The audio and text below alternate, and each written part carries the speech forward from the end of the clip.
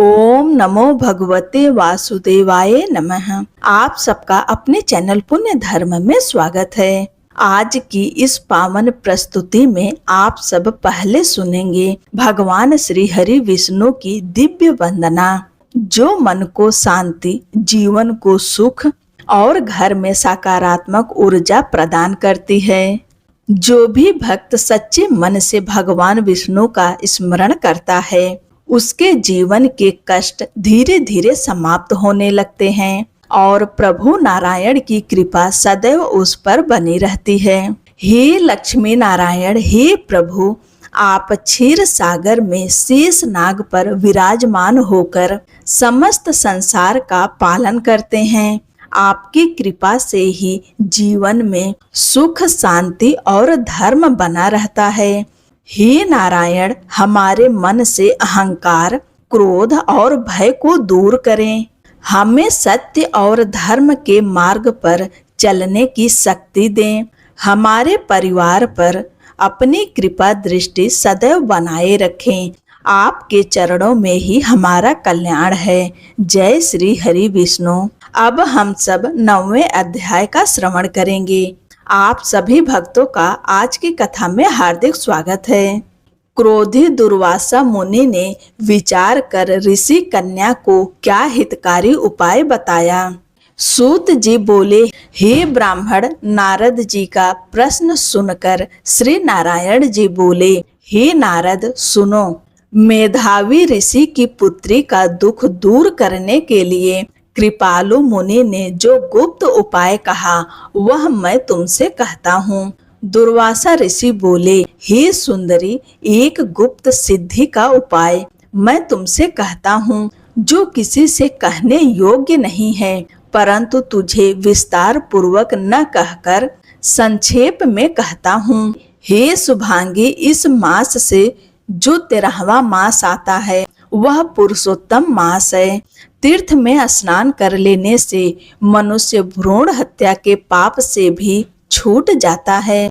इसकी तुलना कार्तिक आदि 12 मासों से नहीं की जा सकती। सब मास, पक्ष और जितने पर्व दिवस हैं, वे सब पुरुषोत्तम मास की 16वीं कला के समान भी नहीं हैं। वेदों में जितने साधन और जितने परम पद प्राप्ति के उपाय कहे गए हैं, वे भी उसकी 16वीं कला के बराबर नहीं है। 12,000 वर्ष तक गंगा स्नान करने से और सिंह राशि के बृहस्पति में गोदावरी में एक बार स्नान करने से जो फल मिलता है, हे सुंदरी, वही फल केवल एक बार पुरुषोत्तम मास में स्नान कर लेने से प्राप्त हो जाता है। श्री कृष्ण के इस प्रिय पुरुषोत्तम मास में स्नान, दान, जप आदि करने से ही सब मनोवांछित फल प्राप्त होते हैं। इसलिए तुम शीघ्र ही पुरुषोत्तम मास की आराधना शुरू कर दो। मैंने भी इसी की आराधना और स्नान पूजन किया है। वे बोले, एक समय की बात है कि मैंने क्रोधित होकर राजा अम्बरीश को भस्म करने के लिए कृत्या नाम की राक्षसी भेजी थी। तब हरि भगवान ने अपना तेजोमय जलता हुआ चक्र मुझे ही भस्म करने के लिए मेरे पीछे भेज दिया, परंतु मेरे पुरुषोत्तम मास का व्रत करने से सुदर्शन चक्र वापस चला गया। हे सुंदरी, उस चक्र में त्रिलोकी को भस्म कर देने की शक्ति है, परंतु वह मेरा कुछ भी नहीं बिगाड़ सका। इससे मुझे बड़ा आश्चर्य हुआ। हे शुभे, इससे तुम श्रीमद् पुरुषोत्तम मास महात्म को समझो और इसकी आराधना, स्नान और पूजन करो। तुम्हारे दुर्भाग्य के दिन फिर जाएंगे।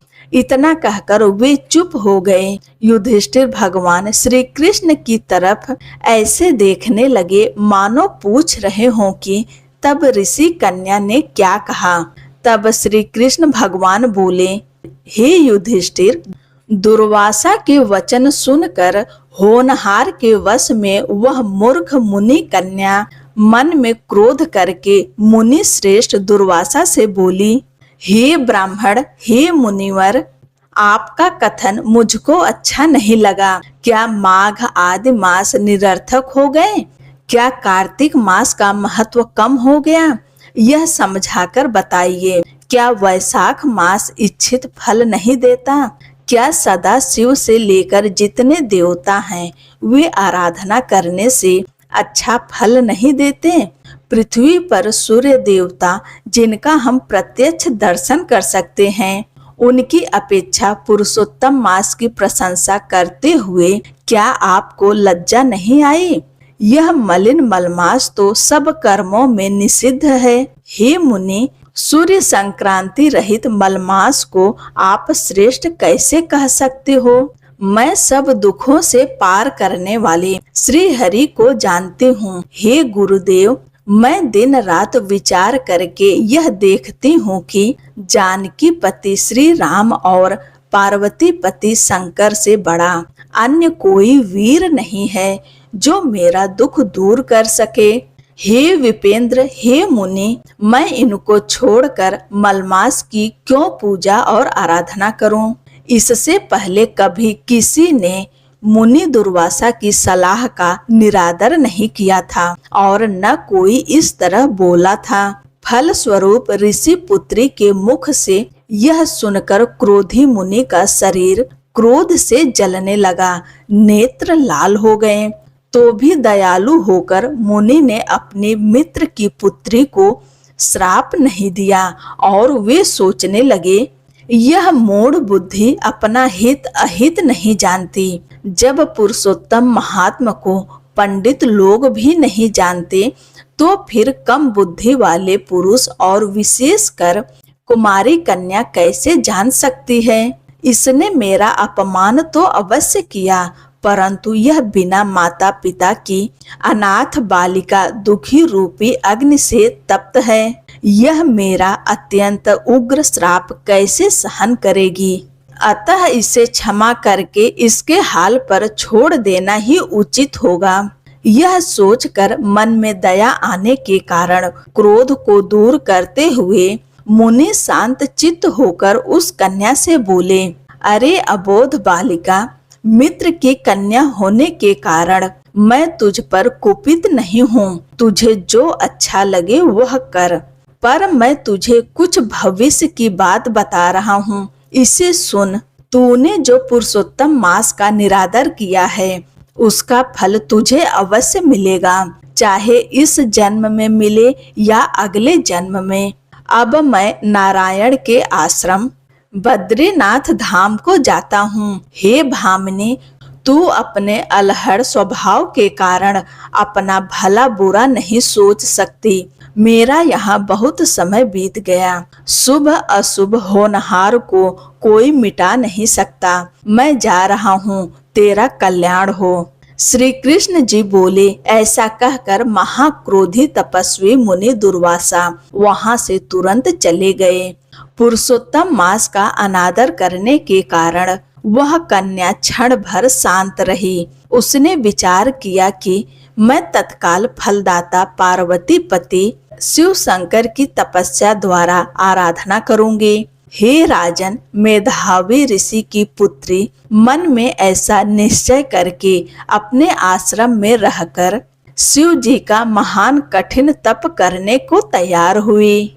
वह बाला मुनि के प्रबल वचन त्याग कर समस्त फल देने वाले लक्ष्मी नारायण की उपासना को छोड़कर तथा सावित्री पति ब्रह्मा को छोड़कर केवल शंकर जी की पूजा करने लगी। अब आप सब अगले अध्याय में सुनेंगे ऋषि पुत्री का घोर तप तथा शिव का उसे 5 पति होने का वर देने का वर्णन। इसी के साथ अब आप सब सुनिए भगवत गीता का यह महात्म्य।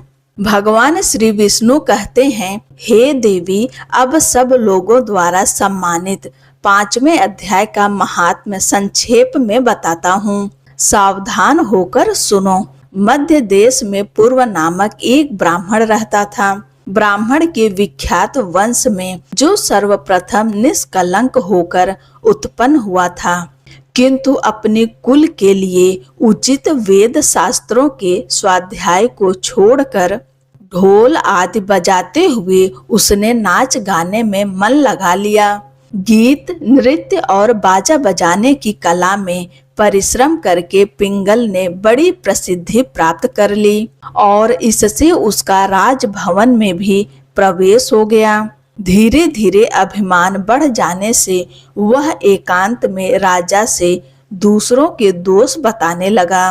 पिंगल की एक स्त्री थी जिसका नाम अरुणा था। वह नीच कुल में उत्पन्न हुई थी। उसने अपने पति को अपने मार्ग का कंटक समझकर एक दिन आधी रात में अपने घर के भीतर ही उसका सिर काट कर मार डाला और उसकी लाश को जमीन में गाड़ दिया। इस प्रकार प्राणों से विहीन होने पर वह यमलोक गया और भीषण नरकों का उपभोग करके निर्जन वन में गिद्ध हुआ। अरुणा भी भयंकर रोग से अपने शरीर को त्याग कर घोर नरक भोगने के पश्चात उसी वन में सूखी हुई चिड़िया बनी। एक दिन वह दाना चुगने की इच्छा से इधर उधर फिर रही थी। इतने में ही उस गिद्ध ने पूर्व जन्म के वैर का स्मरण करके उसे अपनी तीखी चोंच से फाड़ डाला। घायल होकर पानी से भरी हुई मनुष्य की खोपड़ी में वह गिरी। फिर वह क्रूर पक्षी भी उसमें गिरकर डूब गया। तब यमराज के दूत उन दोनों को यमलोक ले गए। वहां अपने पूर्वकृत पाप कर्मों को याद करके दोनों ही भयभीत हो रहे थे। तदंतर यमराज ने जब उनके घृणित कर्मों पर दृष्टिपात किया तब उन्हें मालूम हुआ कि मृत्यु के समय अकस्मात खोपड़ी के जल में स्नान करने से इन दोनों का पाप नष्ट हो चुका है। अब उन्होंने उन दोनों को मनोवांछित लोक में जाने की आज्ञा दी। यह सुनकर अपने पापों को याद करते हुए वे दोनों बड़े विस्मय में पड़े और पास जाकर धर्मराज के चरणों में प्रणाम करके पूछने लगे, भगवान, हम दोनों ने पूर्व जन्म में अत्यंत घृणित पापों का संचय किया है, फिर हमें मनोवांछित लोकों में भेजने का क्या कारण है, बताइए। यमराज ने कहा, गंगा के किनारे वत्स नामक ज्ञानी रहते थे। वे एकांत सेवी, ममता रहित, शांत, विरक्त और किसी से भी द्वेष न रखने वाले थे। प्रतिदिन गीता के 5वें अध्याय का जाप करना उनका सदा का नियम था। 5वें अध्याय को श्रवण कर लेने पर महापापी पुरुष भी सनातन ब्रह्म का ज्ञान प्राप्त कर लेता है। इस पुण्य के प्रभाव से शुद्ध चित्त होकर उन्होंने अपने शरीर का परित्याग किया था। गीता के पाठ से जिनका शरीर निर्मल हो गया था और जो आत्मज्ञान प्राप्त कर चुके थे, उन महात्मा की खोपड़ी के जल से तुम दोनों पवित्र हो गए हो। अतः अब तुम दोनों मनोवांछित लोकों को जाओ। क्योंकि गीता बहुत प्रसन्न हुई और वे विमान पर बैठकर वैकुंठ धाम को चले गए। ओम नमो भगवते वासुदेवाय नमः।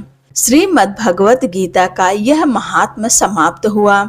जो भी मनुष्य इस अध्याय को पढ़ता है, सुनता है और अभ्यास करता है, वह मनुष्य भगवान श्री विष्णु के लोक को जाता है।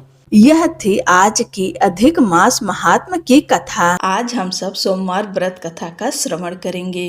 बहुत समय पहले की बात है। किसी नगर में एक साहूकार रहता था। उसका घर धन धान्य व सभी सुख सुविधाओं से भरा हुआ था। बस कमी थी तो एक संतान की। संतान पाने के लिए साहूकार हर सोमवार को उपवास रखता था और शिव मंदिर जाकर पूरी आस्था से शिव पार्वती की पूजा अर्चना करता था। उसकी अटूट शक्ति से माँ पार्वती प्रसन्न हुई और भगवान शिव से निवेदन करने लगी, हे स्वामी, आप तो अपने भक्त की पुकार शीघ्र सुन लेते हैं। कृपया साहूकार पर भी दया करें और उसकी मनोकामना पूर्ण करें। माता पार्वती की विनती सुनकर भगवान शिव कहने लगे, हे देवी, हर प्राणी को अपने अच्छे बुरे दोनों कर्मों का फल भोगना ही पड़ता है। यही इस संसार की रीत है। यह सुनकर पार्वती जी साहूकार की मनोकामना पूर्ण करने के लिए शिव जी से हठ करने लगीं। बहुत समझाने पर भी जब माता पार्वती न मानी तो शंकर भगवान ने साहूकार को संतान प्राप्ति का वरदान दिया, किंतु उन्होंने कहा कि ये बालक अल्पायु होगा और मात्र 12 वर्ष तक ही जीवित रह सकेगा। उधर साहूकार भगवान शिव व माता पार्वती की बातें सुन चुका था, इसलिए उसे संतान प्राप्ति का वरदान पाने के बाद भी कोई प्रसन्नता न हुई, किंतु वो अब भी पहले की ही तरह पूरी श्रद्धा से भगवान भोले शंकर की आराधना करता रहा। वरदान पाने की कुछ ही समय बाद साहूकार की पत्नी गर्भवती हुई और 9 महीने बाद एक सुंदर बालक को जन्म दिया। जब बालक 11 वर्ष का हुआ तो साहूकार ने उसके मामा को बुलाकर कहा कि इसे काशी पढ़ने के लिए ले जाओ। तुम लोग रास्ते में यज्ञ व दान पुण्य करते हुए जाना। ये कहकर साहूकार ने उन्हें खूब धन देकर विदा किया। इधर काशी प्रस्थान के बाद मामा भांजे एक गांव से गुजर रहे थे। वहां एक राजकुमारी का विवाह हो रहा था, परंतु राजकुमार एक आंख से काना था। तभी वर के पिता ने साहूकार के बेटे को देखा और उसके मामा से कहा, तुम अपना भांजा कुछ समय के लिए हमें दे दो, विवाह संपन्न हो जाए उसके बाद ले जाना। राजकुमार के पिता ने दोनों को खूब धन दिया और इस प्रकार साहूकार के बेटे के साथ राजकुमारी का विवाह संपन्न हो गया। साहूकार का पुत्र बड़े ही ईमानदार स्वभाव का था, इसलिए उसे जैसे ही अवसर मिला उसने राजकुमारी की चुन्नी पर लिखा कि तुम्हारा विवाह मेरे साथ हुआ है, किंतु जिस राजकुमार के साथ तुम्हें भेजा जाएगा वो एक आंख से काना है। जब राजकुमारी ने साहूकार की लिखी पढ़ी तो बोली, स्वामी, मैंने अग्नि को साक्षी मानकर आपके साथ 7 फेरे लिए हैं। अब मैं आपके अलावा किसी और को अपना पति स्वीकार नहीं करूंगी। पत्नी की बात सुनकर साहूकार के बेटे ने कहा, ऐसा मत कहो, मैं अल्प आयु हूँ। कुछ ही दिनों में 12 वर्ष की आयु होते ही मेरी मृत्यु निश्चित है। लेकिन पत्नी ने कहा, जो मेरे भाग्य में लिखा होगा वो मुझे स्वीकार है। राजकुमारी ने ये बात अपने माता पिता को बताई। इस पर राजा बहुत क्रोधित हुए और उन्होंने अपनी पुत्री को उस राजकुमार के साथ विदा किए बिना ही बारात वापस लौटा दी। उधर साहूकार का बेटा व उसके मामा काशी पहुँचे। वहां जाकर दोनों ने कई यज्ञ अनुष्ठान किए और साहूकार के बेटे ने विद्या ग्रहण करना शुरू किया। जिस दिन बालक 12 वर्ष का हुआ उस दिन भी मामा भांजे दोनों यज्ञ करने जा रहे थे, किंतु अचानक साहूकार के बेटे की तबीयत बिगड़ने लगी। उसने अपने मामा से कहा, मामा, मेरी तबीयत कुछ ठीक नहीं लग रही है। ये सुनकर मामा ने उसे अंदर जाकर आराम करने को कहा। बालक अंदर जाकर आराम करने लगा, किंतु आज ही के दिन उसकी मृत्यु निश्चित थी। अतः कुछ ही समय में उसके प्राण निकल गए। भांजे की मृत्यु होने पर मामा विलाप करने लगे। संयोगवश उसी समय भोलेनाथ व पार्वती जी उसी रास्ते से जा रहे थे। माता पार्वती ने शिव जी से कहा, हे स्वामी, ये करुण स्वर किस ओर से आ रहा है? मुझसे ये सहन नहीं हो रहा है।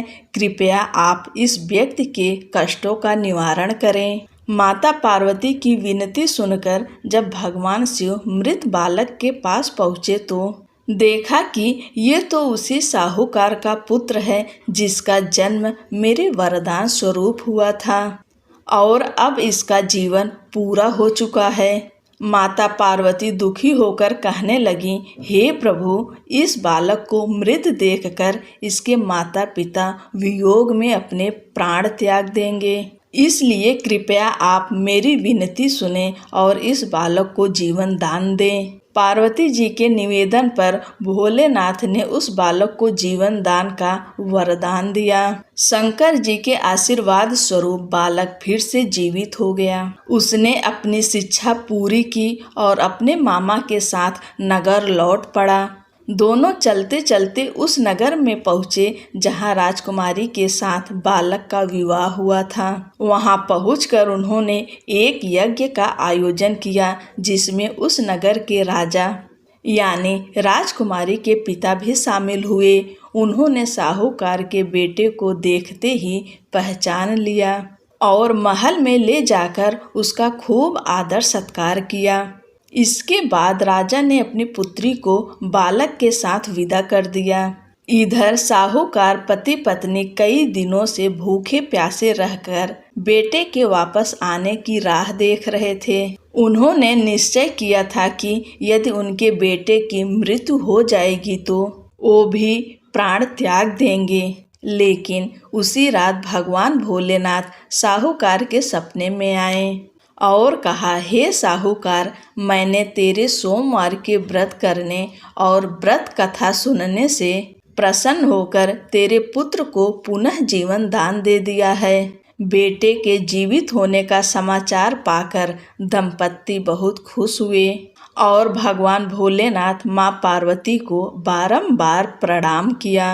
भगवान जैसे साहूकार की इच्छा पूरी की है वैसे ही कहानी कहने, सुनने व हुंकारा भरने वाले सभी की इच्छाएं पूरी करें।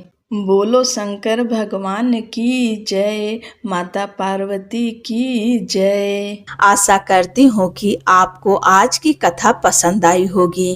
कथा पसंद आई हो तो कमेंट बॉक्स में ओम नमो भगवते वासुदेवाय या फिर राधे राधे अवश्य लिखें।